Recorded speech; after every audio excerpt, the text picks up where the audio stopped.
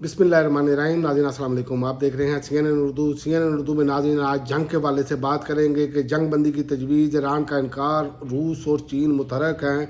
जंग बंदी की तजवीज़ पर अमेरिका और ईरान का मौक़िफ़ बिल्कुल क्लियर नज़र आ रहा है। अमेरिका और ईरान के दरमियान जंग बंदी के लिए पाकिस्तान समेत मिस्र और तुर्किया ने सालिस का किरदार अदा करने की कोशिश अभी तक कर रहे हैं और दोनों ममालिक को एक ड्राफ्ट भी पेश किया गया है। आलमी खबरसार अदारे के मुताबिक ईरानी वज़ारत ख़ारजा के तर्जमान इस्माइल बकाई ने प्रेस कॉन्फ्रेंस में जंग बंदी की तजवीज़ को मुस्तरद करते हुए कहा है कि कोई भी अक्लमंद शख्स ऐसी सूरत हाल को कबूल नहीं करेगा।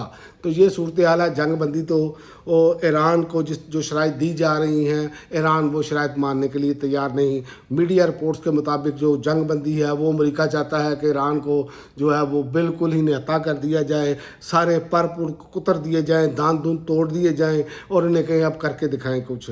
तो ऐसा तो ईरान नहीं मानने वाला और ना ईरान ने मानना है। इतना अगर जिसने मज़ामत की है, जिस मुल्क ने, जिस कौम ने, मेरा नहीं ख्याल कि वो ऐसे मानेंगे। और दूसरी जानिब इसराइल के लबनान पर फ़ज़ाई हमले हैं, 11 अफराद हलाक हुए हैं। उसमें लबनान में इसराइल की जानिब से किए गए हमलों में 11 अफराद हलाक हुए हैं। लबनान की वजारत सेहत ने एक बयान में कहा है कि जनूबी लबनान के एक गाँव पर इसराइली फ़ज़ाई हमले में 7 अफराद हलाक हो गए हैं और उसमें उन्होंने बताया है कि अफराद में एक 4 साला बच्चा भी शामिल है। तो ये एक अफसोसनाक अमल है।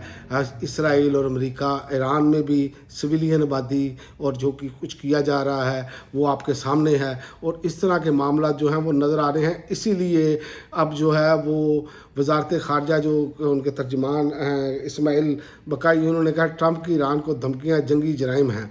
ईरान ने अमेरिका की जानिब से दी जाने वाली धमकियों को जंगी जुर्म करार देते हुए ख़बरदार किया है कि वाशिंगटन की किसी भी किस्म की मदद करने वाले ममालिक को भी कानूनी तौर पर ज़िम्मेदार ठहराया जाएगा। ईरानी वजारत ख़ारजा के तर्जमान इस्माइल बकाई ने अपने बयान में कहा कि अमेरिका की जानिब से ईरान को के तवानाई और सनती इंफ्रास्ट्रक्चर को निशाना बनाने की धमकियाँ बैनुल-अक़वामी क़वानीन की खुला खिलाफ वर्जियाँ हैं। उन्होंने इस नोयत की धमकियाँ खुद भी जंगी जुर्म के ज़बरे में आती हैं, खुद ब खुद आती हैं। तो ये सारी सूरत हाल है। और दूसरा, रूस और चीन मुतहरक हुए हैं। रूसी अपना जो है वज़ीर ख़ारजा हैं सरगई लारोव, उन्होंने कहा है कि तमाम फ़रीक़ैन को ऐसे इक़दाम से गुरेज़ करना चाहिए जो सफारती कोशिशों को नुकसान पहुँचा रहे हैं। उन्होंने वाज़ेह किया है कि अमेरिका को धमकी में ज़बान की बजाय संजीदा सफारतकारी को तरजीह देनी चाहिए और वाशिंगटन को हालात में बेहतरी लाने के लिए अमली इक़दाम करने होंगे। ये बात अब उन्होंने वाज़ेह की है कि वाशिंगटन को, इस पर आप गौर करें कि वाशिंगटन को, इसीलिए उन्होंने कहा कि क्या कौन मामलात ख़राब कर रहा है। और दूसरी जानिब चीनी वज़ीर ख़ारजा वांग यी ने भी रूसी मनसब सरगई लोव से टेलीफोनिक रब्ता किया जिसमें खित्ते की सूरत हाल पर तबादला ख्याल किया गया। और वांग यी का कहना था कि आबना हुर्मुज़ जैसे अहम बहरी रास्ते की बहाली सिर्फ जंग बंदी के ज़रिए ही मुमकिन है। तो जंग बंदी जिस तरह होनी है वो अब ये नहीं हो सकता कि तमाम शराइत जो हैं वो अमेरिका की मानी जाएंगी, क्योंकि ईरान ने जिस तरह रिटेलिएट किया है, जिस तरह जवाब दिए हैं, ये नज़र नहीं आ रहा कि इस तरह मामलात होंगे। और दूसरा जो है ईरानी फ़ौज के इंटेलिजेंस सरबराह मजीद खाज़मी जो है अमेरिकी और इसराइली हमले में शहीद हो गए हैं।